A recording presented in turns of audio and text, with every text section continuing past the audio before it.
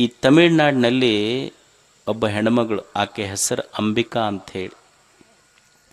ಏನಾಯ್ತಂದ್ರೆ ಆ ಎಮ್ಮಗೆ 14ನೇ ವಯಸ್ಸಿಗೆ ಮದುವೆ ಆತು. 18ನೇ ವಯಸ್ಸಿಗೆ 2 ಮಕ್ಕಳಾದ. ಆ ತಾಯಿಯ ಯಜಮಾನ ಪೊಲೀಸ್ ಇದ್ದ. ಈಕೆಗೆ ಒಂದು ದಿವಸ 26 ಜನವರಿ ಇರ್ತೈತಲ್ಲ, ಪರೇಡ್ ನೋಡಕ್ಕೆ ಕರ್ಕೊಂಡು ಹೋದರು. ಯಾರಿಗೆ? ಅಂಬಿಕಾಗ. ಈಕೆ 5-6ನೇ ಕ್ಲಾಸ್ ಓದಿದ ಹೆಣ್ಮಗಳು. ಪ್ರಯತ್ನ ಹೆಂಗಿರ್ತದೆ ಜೀವನದಲ್ಲಿ. ಆಕೆಗೆ ಪೊಲೀಸ್ ಪರೇಡ್ ನೋಡಕ್ಕೆ ಕರ್ಕೊಂಡು ಹೋದ. ಯಜಮಾನ ಪೊಲೀಸ್ ಇದ್ನಲ್ಲ, ಪೊಲೀಸ್ ಪರೇಡ್ ನೋಡಕ್ಕೆ ಕರ್ಕೊಂಡು ಹೋದ ತಕ್ಷಣ ಪೊಲೀಸ್ ಪರೇಡ್ ನಡೆದಿತ್ತು. ಒಬ್ಬರು ಕಟ್ಟಿ ಮೇಲೆ ನಿಂತಿದ್ರು ಸಾಹೇಬರು. ಯಜಮಾನ್ ಹಿಂಗೆ ಸಲ್ಯೂಟ್ ಹೊಡ್ಕೊಂತ ಹೋದ. ಅವಾಗ ಈ ಅಂಬಿಕಾ ನೋಡಿದ್ಲು ಅದನ್ನು. ಮನೆಗೆ ಬಂದ ಮೇಲೆ ಗಂಡಕ್ಕೆ ಕೇಳಿದ್ಲು, ಅಲ್ಲ ಕಟ್ಟಿ ಮೇಲೆ ಯಾರೋ ನಿಂತಿದ್ರಲ್ಲ, ಅವರು ನಿನ್ನಂಗಡ್ ಅವರು ಕಾಕಿ ಡ್ರೆಸ್ ಹಾಕ್ಯಾರ, ನೀನು ಕಾಕಿ ಡ್ರೆಸ್ ಹಾಕಿ, ಅವ್ರಿಗೆ ಯಾಕೆ ಸಲ್ಯೂಟ್ ಹೊಡೆದು ನೀನು ಹಿಂಗೆ ನಮಸ್ಕಾರ ಮಾಡಿದೆಲ್ಲ? ಇಲ್ಲ, ಅವ್ರು ನಮ್ಮ ದೊಡ್ಡ ಸಾಹೇಬರು, SP ಅದಾರ. ಅವರು SP ಆಗ್ಬೇಕಂದ್ರೆ ಏನು ಮಾಡಬೇಕು? ಇಲ್ಲ, ಅದಕ್ಕೆ UPSC ಅಂತ ಪರೀಕ್ಷೆ ಇರ್ತೈತಿ, ಓದಬೇಕು. ಅಲ್ಲ, ನಾನು ಓದಿ ಪಾಸ್ ಆಗ್ಬೋದನಂತ ಕೇಳಿದ್ಲಕ್ಕೆ. ತನ್ನುವ 2 ಮಕ್ಕಳದಾವ, ನಾ ಓದಿ ಪಾಸ್ ಆಗ್ಬೋದನ್ನಂತ. ಇಲ್ಲ, ಆಗ್ಬೋದು, ಬಟ್ ನಿಂದು SSLCನ ಆಗಿಲ್ಲಲ್ಲ ಅಂದ ನಾವು ಗಂಡ. ಆಕಿದು SSLC ಸಹಿತ ಆಗಿದ್ದಿಲ್ಲ. ಅವಾಗ ಆಕೆ ಅಂದ್ಲು, ಇಲ್ಲ ನಾನು ಕಟ್ಟಿ ತಗೊಂಡು UPSC ಬರೀತೀನಿ ಅಂದ. ಅಲ್ಲ ನೋಡಿ, ಆಕೆ 10ನೇ ಕ್ಲಾಸ್ ಪಾಸ್ ಆಗಿಲ್ಲ, 5-6ನೇ ಕ್ಲಾಸ್ ಓದ್ಯಾಳ, 2 ಮಕ್ಕಳದಾವ, UPSC ಬರೀಬೇಕು, ಎಕ್ಸಾಮ್ ಬರೀಬೇಕು ಅಂತ ಸಂಕಲ್ಪ ಮಾಡಲು. ನಮ್ಮ ಮನ್ಯಾಗ ತಾಯಂದಿರಿಗೆ 2 ಮಕ್ಕಳಾದು ಅಂದ್ರೆ ನೀವೊಂದು 2 ಕೊಡ ನೀರು ತೊಗೊಂಬ ಅನ್ರಿ. ಅವ್ರೇನಂತಾರೆ, 2 ಸೀಜರಿನಾಗ್ಯಾವ, ಗೊತ್ತಿಲ್ಲ ನಮಗೆ, ಆಗೋದಿಲ್ಲ ಅದು ಕೆಲಸ ಅಂತಿರ್ತಾರೆ ಅವ್ರು. ಆಕಿ 2 ಮಕ್ಕಳ ತಾಯಿ UPSC ಬರೀಬೇಕು ಅಂತ ಮನ್ಯಾಗ ಕುಂತು SSLC ಬರೆದು ಪಾಸಾದ್ಲು, PUC ಬರೆದು ಪಾಸಾದ್ಲು, ಡಿಗ್ರಿ ಬರೆದು ಪಾಸಾದ್ಲು. ಆಮೇಲೆ ಡಿಗ್ರಿ ಆದಮೇಲೆ 2 ಮಕ್ಕಳನ್ನ ಮನ್ಯಾಗ ಬಿಟ್ಟು ಮಡ್ರಾಸಿಗೆ ಹೋಗಿ ಕೋಚಿಂಗ್ ತೊಗೊಂಡ್ಲು. 1ನೇ ಅಟೆಂಪ್ಟ್ ಫೇಲ್ ಆಯ್ತು, 2ನೇ ಅಟೆಂಪ್ಟ್ ಫೇಲ್ ಆಯ್ತು. ಫೇಲ್ ಆದ ತಕ್ಷಣ ಮನೆಯವ್ರು ಇಲ್ಲಿ ಮಕ್ಕಳು ನೋಡ್ಕೊಳ್ಳೋರು ಯಾರು ಇಲ್ಲ ಅಂತ ಕರೆಯಕ್ಕೆ ಹೋದರು. ಇನ್ನೊಂದು ಅವಕಾಶ ಕೊಡ್ರಿ ಅಂದ್ಲು. 3ನೇ ಅಟೆಂಪ್ಟ್ ಬರೆದ್ಲು, ಫೇಲ್ ಆದ್ಲು. ಮನೆಯವ್ರು ಒತ್ತಾಯ ಮಾಡಾಕತ್ರು, ಇನ್ನೊಂದು ಅಟೆಂಪ್ಟ್ ಕೊಡ್ರಿ ಅಂದ್ಲು. ಅವಾಗ 4ನೇ ಅಟೆಂಪ್ಟ್ ಬರೆದ್ರೆ UPSC ಪಾಸ್ ಆದ್ಲಿಕ್ಕೆ ಬಾಂಬೆದೊಳಗೆ ಪೊಲೀಸ್ ಕಮಿಷನರ್ ಅದಾಳ ಅಂಬಿಕಾ. ಅಂದ್ರೆ ಮನುಷ್ಯನ ಪ್ರಯತ್ನಕ್ಕೆಲ್ಲವೂ ಸಾಧ್ಯ ಇದೆ, ಪ್ರಯತ್ನ ಮಾಡಬೇಕಲ್ಲ ಜೀವನದೊಳಗೆ. ಅದಕ್ಕೆ ಮನುಷ್ಯ ಕಲಿಯುವುದೇನೆಂದ್ರೆ, ಏನು ಸಣ್ಣ ಪುಟ್ಟ ವ್ಯತ್ಯಾಸಗಳಿರ್ತಾವ, ಸೋಲಿಲ್ಲದ ಜೀವನವನ್ನು ಕಟ್ಟಬೇಕಾಗ್ತೈತೆ. ಮನುಷ್ಯ ಪ್ರಯತ್ನ ಮಾಡಬೇಕು. ಕುರುವನ್ನೇ ವೇಹ ಕರ್ಮಾಣಿ ಜಿಜೀವಿಷೇತ್ ಶತಂ ಸಮಾಹ. ಮನುಷ್ಯ ಜೀವನದಲ್ಲಿ ಪ್ರಯತ್ನಗಳನ್ನು ಮಾಡ್ಕೋತ ಹೋಗಬೇಕು, ಚಲೋ ಕೆಲಸ ಮಾಡ್ತಿರ್ಬೇಕು. ಎಷ್ಟು ದೇವರೊಂದು 100 ವರ್ಷ ಆಯುಷ್ಯ ಕೊಟ್ಟಾನಲ್ಲ, 100 ವರ್ಷದ ಆಯುಷ್ಯದಲ್ಲಿ ಚಲೋ ಕೆಲಸ ಮಾಡ್ಕೊತ ಹೋಗ್ತಿರ್ಬೇಕು. ಜೀವನದಲ್ಲಿ ಪ್ರಯತ್ನ ಬಿಡಬಾರ್ದು. ವಾಸ್ಕೋಡಿಗಾಮ ಭಾರತಕ್ಕೆ ಬರಬೇಕಾದ್ರೆ ಏನು ಅವನಿಗೆ ಒಂದು ಮೊಬೈಲ್ ಇತ್ತ, ಈಗಿನ ಗತೆ ಗೂಗಲ್ ಇತ್ತ, ಏನೂ ಇರಲಿಲ್ಲ. ಎಲ್ಲೋ ಸಮುದ್ರದಲ್ಲಿ ನಾವೆಗಳನ್ನು ತಗೊಂಡು ಹೊರಟಂಥ ವಾಸ್ಕೋಡಿಗಾಮನಿಗೆ ತನ್ನ ನಾವಿಕರೇ ದಂಗೆ ತೆಗೆದರು, ಅವನ ವಿರುದ್ಧ ತಿರುಗಿ ಬಿದ್ದರು. ಆಹಾರ ಖಾಲಿ ಆಯ್ತು. ಎಲ್ಲ ಖಾಲಿ ಆದ ಮೇಲೇನೂ ಅವ ಒಂದು ಭೂಪ್ರದೇಶ ತಟ್ಟಬೇಕು, ಮುಟ್ಟಬೇಕನ್ನುವ ಛಲ ಬಿಡಲಿಲ್ಲ. ಕೊನೆಗೊಂದು ಭೂಪ್ರದೇಶ ಕಂಡು ಹಿಡ್ದವ. ಈಗ ಮಕ್ಕಳಿಗೆ ವಾಸ್ಕೋಡಗಾಮನ ಪಾಠ ಓದ್ತಾರಿಲ್ಲ ಶಾಲೆಯೊಳಗೆ. ಕೇಳಿದ್ರಂತ ಶಿಕ್ಷಕರು, ವಾಸ್ಕೋಡಗಾಮ ಎದಕ್ಕೆ ಬಂದು ಭಾರತಕ್ಕೆ ಅಂತ. ಹುಡುಗ ಹೇಳಿ, ನಮ್ಮ ತಲೆ ತಿನ್ನಕ್ಕೆ ಬಂದನು, ಮತ್ತೆದಕ್ಕೆ ಬರ್ತಾನೆ ರೀ, ಅವು ಇಸ್ವಿ ನೆನಪಿಡಕ್ಕೆ ಆಗೋದಿಲ್ಲ ನಮಗೆ. ಅಂದ್ರೆ ಒಬ್ಬ ವ್ಯಕ್ತಿಯ ಪ್ರಯತ್ನ ಎಷ್ಟು ದೊಡ್ಡದು, ಪ್ರಯತ್ನ ಬೇಕು ಜೀವನದೊಳಗೆ. ಇಷ್ಟೇ ಅಲ್ಲ, ಪ್ರಯತ್ನದ ಜೊತೆ ದೈವ ಬಲ ಇರಬೇಕಂತ ಮನುಷ್ಯ. ಒಂದು ಶರೀರ ಸ್ವಸ್ಥ ಇರಬೇಕು, ಜೀವನೋತ್ಸಾಹ ಇರಬೇಕು. 3ನೇದ್ದು ನಮ್ಮ ಇಂದ್ರಿಯಗಳೆಲ್ಲ ಒಳ್ಳೆಯ ಸಂಸ್ಕಾರಯುತವಾಗಿ ಕೆಲಸ ಮಾಡಬೇಕು. 4ನೇದ್ದು ಪ್ರಯತ್ನ ಇರಬೇಕು ಜೀವನದೊಳಗೆ. 5ನೇದ್ದು ಭಾಗ್ಯ ಇರಬೇಕು, ಅದೃಷ್ಟನೂ ಇರಬೇಕಂತ. ನಮ್ಮದೊಂದು ಕಾರ್ಯ ಸಿದ್ಧಿ ಆಗಬೇಕಾದ್ರೆ ಅದೃಷ್ಟನೂ ಬಹಳ ಮುಖ್ಯ ಜೀವನದೊಳಗೆ. ಅದೃಷ್ಟ ಇರಲಿಲ್ಲ ಅಂದ್ರೆ ಮನುಷ್ಯನ ಸಕಲ ಭೋಗಗಳಿಗೆ ಭಾಗ್ಯವಿಲ್ಲದೆ ಆಗದು ಅಂತಾರೆ ನಿಜಗುಣ ಶಿವಯೋಗಿಗಳು. ಭಾಗ್ಯನೂ ಬೇಕಲ್ಲ. ಇವತ್ತು ನಾವು ಶ್ರೀಮಂತರಿರ್ಬೋದು, ರೂಪವಂತರಿರ್ಬೋದು, ಒಳ್ಳೆ ಆಸ್ತಿ ಇರ್ಬೋದು, ಜಮೀನ್ದಾರ್ ಇರ್ಬೋದು, ಎಲ್ಲ ಇರ್ಬೋದು ಮನುಷ್ಯಾಗ. ಈಗಿದು ಬಂದೈತಲ್ಲ, ನಾ ಶ್ರೀಮಂತ ಇರಬೇಕು, ಗಾಡಿ ಇರಬೇಕು, ಇಂಥವ್ರ ಮನ್ಯಾಗ ಹುಟ್ಟಬೇಕು, ಇಂಥವ್ರ ತಂದೆ ತಾಯಿ ಹೊಟ್ಟೆಯೊಳಗೆ ಹುಟ್ಟಬೇಕಂತೇಳಿ ಏನು ಮೊದಲ ಗೂಗಲ್ನೊಳಗೆ ಅಪ್ಲಿಕೇಶನ್ ಹಾಕಿ ಡೌನ್ಲೋಡ್ ಮಾಡ್ಕೊಂಡಿದ್ರೇನು? ಅಪ್ಲಿಕೇಶನ್ ಏನು ಫಾರಮ್ ತುಂಬಿ ಬಂದಿವೇನು? ಇದು ಏನು ಸಿಕ್ಕೈತಲ್ಲ ಈಗ ನಾವು ಪಡೆದ ಜೀವನ, ಐಶ್ವರ್ಯ, ಅನುಭವಗಳು, ಇದೆಲ್ಲ ಬಂದಿದ್ದು ನಮ್ಮ ಭಾಗ್ಯದ ಫಲ, ಇದು ದೈವದ ಫಲ ಅಂತ ತಿಳ್ಕೊಂಡಿರ್ಬೇಕು ಮನುಷ್ಯ. ಇದು ಭಾಗ್ಯದಿಂದ ಬಂದಿದ್ದು ಅಲ್ರಿ. ಕೆಲವೊಬ್ರು ಎಷ್ಟು ಮಂದಿ ಬುದ್ಧಿವಂತಿಕೆಯಿಂದ ಆಗಬಹುದಲ್ರಿ ಅನ್ಬೋದು ನೀವು. ಇಲ್ಲ ಅವ ಭಾಳ ಬುದ್ಧಿವಂತದನ್ನ, ಬುದ್ಧಿವಂತಿಕೆಯಿಂದ ಇದನ್ನು ಮಾಡ್ಯಾನ ಅಂತ. ಅಲ್ಲ, ಬುದ್ಧಿವಂತಿಕೆಯಿಂದನೇ ಎಲ್ಲ ಮಾಡಕ್ಕೆ ಬಂದಿದ್ರೆ ಬೀರ್ಬಲನು ಮಹಾರಾಜ ಆಗಬಹುದಾಗಿತ್ತು, ತೆನಾಲಿ ರಾಮಕೃಷ್ಣನು ಮಹಾರಾಜ ಆಗಬೇಕಾಗಿತ್ತು. ಬುದ್ಧಿವಂತಿಕೆಯಿಂದ ಆಗೋದಿಲ್ಲ, ಭಾಗ್ಯ ಅದೃಷ್ಟದಿಂದ ಆಗ್ತೈತೆ ಮನುಷ್ಯನಿಗೆ ಅಂತ. ಅಲ್ರಿ ನೀವು ಅವ ಭಾಳ ಕೆಟ್ಟದನ್ರಿ, ಏನು ಮಾಡ್ಲಾರ್ದ ಕೆಲಸ ಮಾಡ್ತಾನೆ, ಅಷ್ಟು ಶ್ರೀಮಂತ ಆಗ್ಯಾನಲ್ಲ ಅಂತ ನೀವು ಅನ್ಬೋದು. ಈಗ ಮಾಡಿರೋಕ್ಕಿಲ್ಲ, ಹಿಂದೆ ಮಾಡಿರ್ತಾನೆ, ಅದ್ರ ಫಲ ಈಗ ಸಿಕ್ಕಿರ್ತೈತಿ. ಅದು ಹೆಂಗ್ರಿ ಅನ್ಬೋದು ನೀವು. ಈಗ ನೀವು ಸೈಕಲ್ ತುಳಿತೀರಿಲ್ಲ, ಸೈಕಲ್ ಪೆಡ್ಲ್ ತುಳಿತಿರಿಲ್ಲ, ತುಳಿದು ಒಂದು ಸ್ವಲ್ಪ ಓಡೋದ ಮೇಲೆ ಬಿಡ್ರಿ, ನೀವೇನು ಪೆಡ್ಲ್ ತುಳಿಯೋದು ಬೇಕಾಗಿಲ್ಲ, ತಾನೇ ಓಡ್ತಿರ್ತೈತೆ ಅದು. ಹಂಗೀಗ ಏನು ಶ್ರೀಮಂತಿಕೆ, ಸೌಂದರ್ಯ ಅದೆಲ್ಲ ಬಂದೈತೆಲ್ಲ, ಹಿಂದೆ ಪೆಡ್ಲ್ ತುಳಿದಿದ್ದದು ಈಗ ಬಂದು ಓಡಾಕತ್ತೈತೆ ಅದು. ಮತ್ತು ಈಗ ಪೆಡ್ಲ್ ಇನ್ನೊಂದಿಷ್ಟು ತುಳಿದ್ರೆ ಮುಂದೆ ಓಡತೈತಿ, ಈಗ ಮಾಡಲಿಲ್ಲ ಅಂದ್ರೆ ಹೊತ್ಕೊಂಡು ಬೀಳ್ತೈತಿ ಅಷ್ಟೇ. ಪೆಡ್ಲ್ ತುಳಿಬೇಕಾಗತ್ತೆ ನಾವಿಲ್ಲೆಲ್ಲರೂ. ಅಂದ್ರೆ ಪುಣ್ಯ ಕರ್ಮಗಳನ್ನು ಮಾಡಲೇಬೇಕಾಗತ್ತೆ ಮನುಷ್ಯ. ಭಾಗ್ಯ ಎದರಿಂದ ಬರ್ತೈತಿ? ಪುಣ್ಯ ಬೇಕು ಮನುಷ್ಯನಿಗೆ. ಭಾಗ್ಯ ಇರದೇ ಇದ್ದರೆ ಜೀವನದೊಳಗೆ ಏನೂ ಆಗೋದಿಲ್ಲ. ಕಾರ್ಯ ಸಿದ್ಧಿ ಆಗಬೇಕಾದ್ರೆ ಭಾಗ್ಯವೂ ಬೇಕಾಗ್ತೈತಿ. ಈಗ ಸೀತಾದೇವಿ ಇದ್ಲು, ಸೀತಾದೇವಿಗೆ ರಾಮ ಅಡವಿಯೊಳಗೆ ಬಿಟ್ಟು ಬಂದ. ನಾವು ಸುಮ್ಮನೆ ದಾರಿಯೊಳಗೆ ಹೋಗುವಾಗ ಹೊಲದೊಳಗೆ ಎಷ್ಟೋ ಮಂದಿಗೆ ಹಾವು ಕಚ್ಚಿ ಸತ್ತಾರ ಇಲ್ಲ, ಹಾವು ಕಚ್ಚಿ ಸತ್ತವ್ರದಾರ.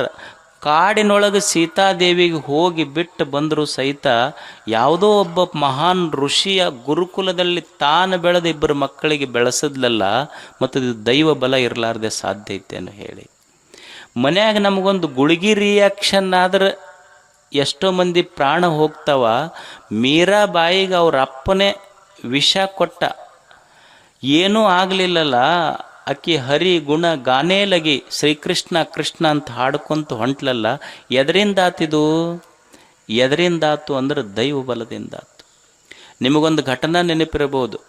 ನಮ್ಮಲ್ಲಿ ಒಂದು ವಿಮಾನ ಯುದ್ಧ ಬೇರೆ ಶತ್ರು ದೇಶದ ಮೇಲೆ ಹೊತ್ತು, ಯುದ್ಧ ವಿಮಾನ ಕೆಳಗೆ ಬಿತ್ತು. ಕೆಳಗೆ ಬಿದ್ದ ಮೇಲೆ ಶತ್ರು ದೇಶದ ಸೈನಿಕರು ಅವನು ಸುತ್ತುವರೆದು ಬಂದೂಕ್ ಹಿಡಿದ್ರು. ಕೊನೆಗೆ ಆ ದೇಶದ ಬಾರ್ಡರ್ ಬಿಟ್ಟು ಹೊರಗೆ ಬರುವಾಗ ಯುದ್ಧದ ವಿಮಾನದಿಂದ ಮ್ಯಾಲಿಂದ ಕೆಳಗೆ ಬಿದ್ದರೂ ಸಹಿತ ಏನೂ ಆಗಲಾರ್ದಂಗೆ ಹೊರಗೆ ಬಂದನಲ್ಲ, ಅಭಿನಂದನ್ ಕಮಾಂಡರ್. ಎದರಿಂದ ಬಂದ ಅಂದ್ರೆ ದೈವ ಬಲದಿಂದ ಬಂದ ಮನುಷ್ಯ. ದೈವದ ಬಲನೂ ಬೇಕಾಗ್ತೈತಲ್ಲ. ನಾವು ಸುಮ್ಮನೆ ಗಾಡಿ ಬಚ್ಚಲ್ದಾಗ ಬಿದ್ದು ಎಷ್ಟೋ ಪ್ರಾಣ ಕಳ್ಕೊಂಡವ. ಯುದ್ಧ ವಿಮಾನದಾಗಿಂದ ಬಿದ್ದನು ದೈವ ಹೋಗಲಿಲ್ಲ ಅಂದ್ರೆ ಮತ್ತೆ ದೈವ ಬೇಕಲ್ಲ ಮನುಷ್ಯಾಗ. ಅದಕ್ಕೆ ಮನುಷ್ಯನಿಗೆ ದೈವ ಬಲ ಬೇಕು. ಮತ್ತು ನಾ ಏನು ಪುಣ್ಯ ಮಾಡಿರ್ತೀನಿ ಇಟ್ ರಿಟರ್ನ್ಸ್. ನಾವೇನು ಪುಣ್ಯ ಮಾಡಿರ್ತೀವಲ್ಲ ಅದು ನಮಗೆ ಹೊಳ್ಳಿ ಬರ್ತೈತದು. ಒಬ್ರು ಯಾರೋ ಆಫೀಸರ್ ಇದ್ರಂತ. ಅವ ಆಫೀಸರ್ ನಾ ಏನು ಕರ್ಮ ಮಾಡ್ತೀನಿ ನನಗೆ ಹೊಳ್ಳದು ಹೆಂಗೆ ಬರ್ತೈತಿ? ಸುಮ್ಮನೆ ಒಂದು ಸಣ್ಣ ಉದಾಹರಣೆ ನೋಡಿ. ಒಬ್ಬರು ಆಫೀಸರ್ ಇದ್ದರು. ಆ ಆಫೀಸರ್ ಏನು ಮಾಡ್ದ ಅಂದ್ರೆ, ಜವಾನ್ರು ಇರ್ತಾರಲ್ಲ ಪ್ಯೂನ್ರು, ಏನೋ ಕೆಲಸಕ್ಕೆ ಕೆತ್ತ ಬೈದ್ನಂತ. ಮತ್ತು ಅವು ಪ್ಯೂನಿಗೆ ಪಾಪ ಆಫೀಸರಿಗೆ ಹೆಂಗೆ ಬೈಯಕ್ಕೆ ಬರ್ತೈತಿ? ಮನೆಗೆ ಬಂದು ಹೆಣ್ಮಕ್ಳಿಗೆ ಜಗ್ಗಿ ಬೈದವ. ಅಂದ್ರೆ ತನ್ನ ಸಿಟ್ಟು ಹೆಣ್ಮಕ್ಳ ಮೇಲೆ. ಅವು ಹೆಣ್ಮಕ್ಳು ಯಜಮಾನಿಗೆ ಹೆಂಗೆ ಹೊಳ್ಳಿ ಅನ್ನಕ್ಕೆ ಬರ್ತೈತಿ? ಆಕೆ ಮಗನಿಗೆ ಬೈದ್ಲು ಜಗ್ಗಿ. ಮಗ ಅವಿಗೆ ಹೆಂಗೆ ಬೈಯಕ್ಕೆ ಬರ್ತೈತಿ? ಮನೆ ಮುಂದೆ ನಾಯಿ ಇತ್ತು ಅವ್ರದ್ದು, ಆ ನಾಯಿಗೆ ಬಡ್ದವ. ಆ ನಾಯಿಗೆ ಪಾಪ ಇವ ದಿವಸ ಊಟ ಹಾಕ್ತಿದ್ನಲ್ಲ, ಅದು ನಾಯಿ ಅವನಿಗೇನಂತೆ ಸುಮ್ಮನೆ ಇತ್ತು. ಯಾರೋ ಒಬ್ಬರು ಮನೆ ಮುಂದೆ ಹಾದು ಹೊಂಟಿದ್ರು, ಅವ್ರು ಹೋಗಿ ಆರ್ಡರ್ ಅಂತ ಹಿಡ್ದ ಬಿಡ್ತು. ಯಾರಿಗೆ ಹಿಡಿತಂದ್ರೆ ಆಫೀಸರ್ ಬೈದಿದ್ನಲ್ಲ ಅವನಿಗೆ ಹಿಡ್ದಿತ್ತಂತಿದ್ದು. ಅಂದ್ರೆ ನಮ್ಮ ಕರ್ಮ ಮಾಡಿದ ಪುಣ್ಯ ಫಲಗಳು ಹೊಳ್ಳಿ ನಮಗೆ ಬರ್ತಾವಂತಿಲ್ಲ. ಅದಕ್ಕೆ ಮನುಷ್ಯ ಪುಣ್ಯದ ಕೆಲಸ ಮಾಡಿದ್ರೆ ಭಾಗ್ಯ ಬರ್ತೈತಿ. ಭಾಗ್ಯದ ಸಂಗ್ರಹ ಯಾವುದು ಅಂದ್ರೆ ಪುಣ್ಯ ಅಷ್ಟೆ. ಪುಣ್ಯದ ಕೆಲಸ ಮಾಡ್ತಿರ್ಬೇಕು ಮನುಷ್ಯ. ಈಗ ನೀವು ನೋಡ್ರಿ, ಕುರಿ ದೊಡ್ಡಿ ಇರ್ತಾವೆ ನೋಡಿರಿ, ಇಲ್ಲಿ ಕುರಿ ದೊಡ್ಡಿ. ಪುಣ್ಯದ ಕೆಲಸ ಹೆಂಗೆ ಫಲ ಕೊಡ್ತೈತಿ ಅಂದ್ರೆ, ಕುರಿ ದೊಡ್ಡಿ ಇರ್ತಾವೆ. ಅಮಾವಾಸ್ಯೆ ದಿವಸ ಕತ್ತಲಿರ್ತೈತಿ. ಕತ್ಲಿಯೊಳಗೆ ಕುರಿ ದೊಡ್ಡಾಗ ಒಂದು 100 ಕುರಿ ಇರ್ತಾವೆ. 100 ಕುರಿ ಅದಾವ. ಏನವೇನು ಕೆಂಪಗ ಬೆಳ್ಳಗ ಕರ್ರಗ ಅರಿಶಿಣ ಅದಾವನು ಒಸು ಕರ್ರಗದಾವ. 100 ಕುರಿ ಅದಾವ ದೊಡ್ಡಾಗ, ಒಸು ಕರ್ರಗದಾವ. ಅದು ಅಮಾವಾಸ್ಯೆ ಐತಿ. 100 ಕುರಿಯೊಳಗೆ ತಾಯಿ ಕುರಿ ಕತ್ತಲದೊಳಗೆ ಹೆಂಗೆ ತನ್ನ ಮರಿಗೆ ಹೋಗಿ ಹಾಲು ಉಣಿಸ್ತೈತಲ್ಲ, ಹಂಗೆ ನಾವು ಮಾಡಿದ ಪುಣ್ಯವೆಂಬ ತಾಯಿ ಅದರ ಫಲ ತಾನೇ ಬಂದು ನಮಗೆ ಉಣಿಸಿ ಹೋಗ್ತೈತಿ. ಅದಕ್ಕೆ ಪುಣ್ಯ ಮಾಡಬೇಕಾಗ್ತೈತೆ ಮನುಷ್ಯ, ಪುಣ್ಯ ಮಾಡಬೇಕು ಮನುಷ್ಯ. ಅದಕ್ಕೆ ಇವತ್ತು ನೋಡ್ರಿ, ಬಾಳಿ ಗ್ರಾಮದಲ್ಲಿ ಇಷ್ಟೆಲ್ಲ ಪಾಪ ಸಣ್ಣ ಹಳ್ಳಿ ಆದರೂ ಭಾಳ ಒಳ್ಳೆ ಕೆಲಸ ಮಾಡಿದ್ದಾರೆ. ಇಷ್ಟೆಲ್ಲ ಜನರನ್ನು ಕೂಡಿಸಿ ಪುಣ್ಯದ ಕೆಲಸ ಮಾಡಿದ್ದಾರೆ. ಮನುಷ್ಯ ಪುಣ್ಯ ಮಾಡಬೇಕು. ಈಗ ನೋಡಿ, ನಾವು ದೇವರಿಗೆ ಅಭಿಷೇಕ ಮಾಡ್ತೀವಿ, ನೀರಿನ ಅಭಿಷೇಕ ಮಾಡ್ತೀವಿ. ಹೊಳೆ ನೀರು ತಂದು ದೇವ್ರ ತಲೆ ಮೇಲೆ ಹಾಕಿ ಫಲ ಬೇಡ್ತೀವಿ ನಾವು. ಅಲ್ಲ, ಫಲ ಬರಬೇಕಾಗಿದ್ದರೆ ಹೊಳೆ ಕೊಟ್ಟು ನೀರಿಗೆ ಬರ್ಬೇಕು, ನಮಗೆ ಯಾಕೆ ಬರ್ಬೇಕು ಹೇಳಿ? ಹೂವು ಏರಿಸಿ ದೇವರಿಗೆ ನಾವೇನಂತೀವಿ? ಪುಣ್ಯದ ಫಲ ನಮಗೆ ಬರ್ಬೇಕಂತೀವಿ. ಅಲ್ಲ, ಫಲನ ಬರ್ಬೇಕಾಗಿತ್ತಂದ್ರೆ ಹೂವು ಹಣ್ಣು ಕೊಟ್ಟು ಗಿಡಕ್ಕೆ ಬರ್ಬೇಕು, ನಮಗೆ ಯಾಕೆ ಬರ್ಬೇಕು ಹೇಳ್ರಿ? ನೈವೇದ್ಯ ಹಿಡಿದು ನಮಗೆ ಫಲ ಬರ್ಬೇಕಂತೀವಿ ನಾವು. ನೈವೇದ್ಯ ಹಿಡಿದು ಫಲ ಬರಬೇಕಾಗಿತ್ತು ಅಂದ್ರೆ ಮತ್ತು ಬೆಳೆದ ಭೂಮಿ ತಾಯಿಗೆ ಬರಬೇಕಾಗಿತ್ತು ಪುಣ್ಯ, ನಮಗೆ ಯಾಕೆ ಬರ್ಬೇಕು? ನಾವು ಯಾರ್ದೋ ಕೊಟ್ಟು ನಮಗೆ ಪುಣ್ಯ ಬೇಡವ್ರು ನಾವು ಅಷ್ಟು. ಪುಣ್ಯ ಬರಬೇಕಾದ್ರೆ ನಾನು ದುಡಿಬೇಕಲ್ಲ, ದುಡಿದು ಪುಣ್ಯವನ್ನು ಸಂಪಾದಿಸಬೇಕಾಗ್ತೈತಿ. ಒಬ್ಬ ಊರಿಗೆ ಬೇಸರ ನಾವಿದ್ನಂತ, ಅವ ಹೋಗಿ ಬಸ್ ಸ್ಟ್ಯಾಂಡಿಗೆ ಕುಂತ. ಅವ ಏನು ಮಾಡ್ತಿದ್ನಂದ್ರೆ ಮಂದಿ ಸೇರಿ ಚುಟ್ಟ ಸೇದೋದು, ಅವ್ರ ಕಡೆ ಚುಟ್ಟ ಕೇಳೋದು, ಹಿಂಗೆ ಒಟ್ಟು ಖಾಲಿ ಮನುಷ್ಯ ಹೋಗಿ ಬಸ್ ಸ್ಟ್ಯಾಂಡಿಗೆ ಕುಂತ. ಬರೀ ದುಡಿತಿದ್ದಿಲ್ಲ, ಮನ್ಯಾಗ ಮಾತ್ರ ರೊಕ್ಕ ಕೇಳೋದು ಬಿಡ್ತಿದ್ದಿಲ್ಲ. ಅವರಿಗೆ ಸಾಕಾಗಿ ಹೋಗ್ತು, ಎಲ್ಲರೂ ಹೋಗಿ ಹರ್ಕೊಂಡು ಹೋಗಂದ್ರೆ ಅವ್ರು ಅನ್ನೋದಿಲ್ಲ. ನೀವು ಸಾಕಾದಾಗ ಏನು ಮಾಡ್ತಾರೆ? ಹರ್ಕೊಂಡು ಹೋಗಿ ಆ ಕಡೆ ಅಂದ್ರೆ. ಇದು ಹೋತು, ರೊಕ್ಕ ಮನ್ಯಾಗ ಕೊಡಲಿಲ್ಲ, ಬಂದು ಬಸ್ ಸ್ಟ್ಯಾಂಡಿಗೆ ಕಟ್ಟಿಗೆ ಕುಂತು. ಅಲ್ಲಿ ಹನುಮಂದೇವ್ರ ಗುಡಿ ಇತ್ತು, ಅಲ್ಲೆಲ್ಲ ಮಂದಿ ಹೋಗ್ತಿದ್ರು ಶನಿವಾರ. ಅವ್ನು ಅನ್ನಿಸ್ತು, ಇಷ್ಟು ಮಂದಿ ನಡ್ಕೊತಾರಲ್ಲ, ನಾವು ಒಂದು ನೋಡೋಣಲ್ಲ, ಒಂದು ಚಾನ್ಸ್ ತೊಗೊಂಡು ಏನಿರ್ಬೋದು ದೇವ್ರದ್ದು. ಇವ ಹೋದ, ನೋಡಪ್ಪ ಇಷ್ಟು ಮಂದಿ ನಡ್ಕೊತಾರೆ, ನಾವಂತೂ ಬಂದಿಲ್ಲ ನಿಮ್ಮ ಗುಡಿಗೆ, ಇಲ್ಲೇ ಇದ್ದರು ಬಸ್ ಸ್ಟ್ಯಾಂಡ್ನಾಗ ಕೂಡ್ತಿದ್ರು, ಗುಡಿಗೆ ಬಂದಿಲ್ಲ ನಾವು. ಮತ್ತು ನಮಗೆ ಇವತ್ತಂತೂ ರೊಕ್ಕ ಸಿಕ್ಕಿಲ್ಲ ನಮ್ಮ ಮನ್ಯಾಗ. ನೀ ಅಕಸ್ಮಾತ್ ಅಷ್ಟು ಸತ್ತುಳ್ಳವಾಗಿದ್ರೆ ನಮಗೊಂದು 100 ರೂಪಾಯಿ ಸಿಗಬೇಕು ಇವತ್ತಂತ. ಮತ್ತು ನಮ್ಮದೇನು ಉದ್ರಿ ಭಕ್ತಿ ಅಂತ ತಿಳ್ಕೊಬೇಡ, ನೀನು 100 ರೂಪಾಯಿ ಕೊಟ್ಟೆ ಅಂದ್ರೆ 50 ರೂಪಾಯಿ ನಿನಗೆ ಕಾಣಿಕೆ ಹಾಕಿ ಹೋಗ್ತೀವಿ ಹುಂಡಿಗೆ. ಅವ ಇಷ್ಟು ಬೇಡ್ಕೊಂಡು ಹಿಂಗೆ ಬರೋದ್ರಾಗ ನಾನು ನೋಟ್ ಬಿದ್ದಿತ್ತಲ್ಲಿ ಮುಂದೆ. ಅವನಿಗೆ ಅನ್ನಿಸ್ತು, ಅದಕ್ಕೆ ನಡ್ಕೊತಾರೆ ಮಂದಿ ನನಗೆಷ್ಟು. ಹಿಂಗೆ ನೋಡ್ತಾನ, ಅದು 50 ರೂಪಾಯಿ ನೋಟಿತ್ತು. ಓಹೋ, ನಿನ್ನ ಶಾಣೆ ಅದಿ ಭಾಳ, ನಾನು 100 ರೂಪಾಯಿ ಕೇಳಿದ್ನೆಲ್ಲ, ನಿಂದು 50 ರೂಪಾಯಿ ಮುರ್ಕೊಂಡು ನನಗೆ ಕೊಟ್ಟೀನಿ ನಾನು. ಇವ್ರು ಮಂದಿಗೆ ಟೊಪ್ಪಿಗೆ ಹಾಕೋರಲ್ಲ, ದೇವರಿಗೆ ಟೊಪ್ಪಿಗೆ ಹಾಕೋ ಮಂದಿ ಇವರೆಲ್ಲ. ಇಂಥ ಮಂದಿ ಅದಾರಂತ ತಿಳ್ಕೊಂಡ ನಾವು ಹಣಮಪ್ಪ, ನೀವು ಗುಡಿಗೆ ಹೋಗ್ರಿ, ನಿಮ್ಮ ಕಡೆ ನೋಡ್ಯಾನ, ನಾವು ಮಾರಿ ತಿರುಗಿಸ್ಕೊಂಡು ನಿಂತಾನೆ ಈ ಕಡೆ. ಯಾರಿಗಾರ ಒಬ್ಬರಿಗೆ ಹೋದವ್ರು ನಿಮ್ಮ ಕಡೆ ನೋಡ್ಯಾನೇನು ಅಂದ್ರೆ, ನಾವು ಬೇಡುವ ಫಲಗಳು ಹಿಂಗೆ. ಆದರೆ ಪುಣ್ಯದ ಫಲ ಹಂಗೆ ಸಿಗೋದಿಲ್ಲ. ಅದು ನಾನು ದುಡಿಬೇಕಾಗ್ತದೆ. ಯಾಕೆ ಮಾಡಬೇಕು ಅಂದ್ರೆ, ಸಂತೋಷಕ್ಕಾಗಿ ಮನುಷ್ಯ ಪುಣ್ಯದ ಕೆಲಸಗಳನ್ನು ಮಾಡಬೇಕು. ಒಬ್ಬರು ದುರ್ಗಾಚರಣ ದಾಸ್ ಅಂತಿದ್ದರು ಪಶ್ಚಿಮ ಬಂಗಾಳದಲ್ಲಿ. ದುರ್ಗಾಚರಣ ದಾಸ್ ಒಬ್ಬರು ಸಮಾಜ ಸೇವಕರು. ಅವರು ಮಂದಿಗೆಲ್ಲ ಬಹಳ ಸಹಾಯ ಮಾಡ್ತಿದ್ರು. ಆರಾಮಿಲ್ಲಂದ್ರೆ ತೋರಿಸೋದು, ಊರಾಗ ಒಳ್ಳೊಳ್ಳೆ ಕಾರ್ಯಕ್ರಮಗಳನ್ನು ಆಯೋಜನೆ ಮಾಡೋದು, ಗಿಡ ಹಚ್ಚೋದು, ಮತ್ತು ಬಡವರಿಗೆ ಬಗ್ಗರಿಗೆ ಮಕ್ಕಳಿಗೆ ಊಟ ವ್ಯವಸ್ಥೆ ಮಾಡಿಸೋದು ಮಾಡ್ತಿದ್ರು. ಅವರೊಬ್ಬ ಸ್ನೇಹಿತ ಕೇಳಿದಂತೆ, ಇಷ್ಟೆಲ್ಲ ಸಮಾಜದ ಕೆಲಸ ಮಾಡ್ತೀಯಲ್ಲ, ನಿನಗೆ ಯಾರ ಪ್ರಶಸ್ತಿ ಕೊಡ್ತಾರ ನಿನಗಂತ. ಅವಾಗ ಅವ ಅಂದ, ಪ್ರಶಸ್ತಿಗಾಗೆ ಮಾಡ್ಬೇಕಂತ ಎಲ್ಲೈತಿ ಅಂತ. ಪ್ರಶಸ್ತಿಗಾಕೆ ಮಾಡ್ಬೇಕಂತ ಎಲ್ಲೈತಿ ನೋಡು, ನಾ ಏನಿಷ್ಟು ಸಮಾಜದೊಳಗೆ ಊರಾಗ ಒಳ್ಳೆ ಕೆಲಸ ಮಾಡಾಕತ್ತೀನಲ್ಲ, ನಾ ಪ್ರಶಸ್ತಿಗಾಗಿ ಮಾಡಾಕತ್ತಿಲ್ಲ. ಇದನ್ನು ಮಾಡಿದ್ರೆ ನನ್ನ ಹೃದಯದೊಳಗೆ ಸಂತೋಷ ತುಂಬತೈತಿ, ಸಂತೋಷಕ್ಕಾಗಿ ಮಾಡ್ತೀನಿ ನಾನು ಇದನ್ನು. ಮತ್ತು ಯಾರೋ ಕೊಡುವ ಪ್ರಶಸ್ತಿ ಐತಲ್ಲ, ಅದು ಹರಿದು ಹೋಗ್ತೈತೆ. ಅದು ಹರಿದು ಹೋಗುವ ಪ್ರಶಸ್ತಿಗಳು ನನಗೆ ಬೇಕಾಗಿಲ್ಲ.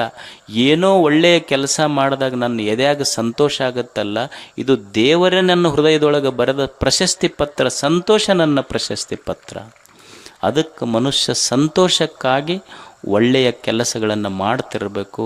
ಇಲ್ಲೆಲ್ಲ ಬಾಳೆಯ ಹಿರಿಯರು, ಯುವಕರು, ತಾಯಂದಿರು ಮತ್ತು ಸುತ್ತಮುತ್ತ ಹಳ್ಳಿಗಳ ಜನ ಇಲ್ಲೊಂದು ಭಾಳ ದೊಡ್ಡ ಕಾರ್ಯಕ್ರಮವನ್ನು ಪುಟ್ಟಹಳ್ಳಿಯಲ್ಲಿ ಬಹಳ ಅಚ್ಚುಕಟ್ಟಾಗಿ ಆಯೋಜನೆ ಮಾಡಿದ್ರೆ 5 ದಿನಗಳವರೆಗೆ.